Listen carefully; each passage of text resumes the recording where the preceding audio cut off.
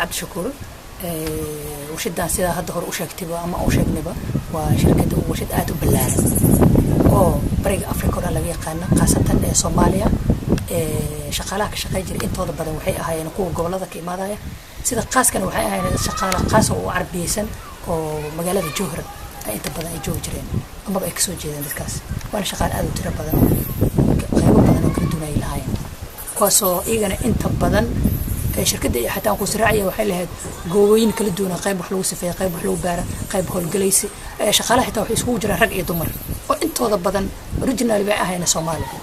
marka shaqa abuur xoog leh warshada noqotay shaqa abuur xoog leh waliba anfacda Soomaalida meel kasta ay joogtay ku faan jirtay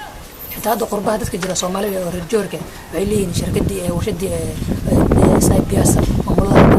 oo jira dawladda may dhisaan maadaama sida dadkan ay ugu macnaha ay muxuu ahay ay ugu maarmaan taariibka maadaama shirkadda Saybiasa la furo ay tahay mid weyn bariga Afrika wax soo saarkeedana ku tiirsanaa kara dhaqaalaha Soomaaliya بدركي أبورني بريه أنفلني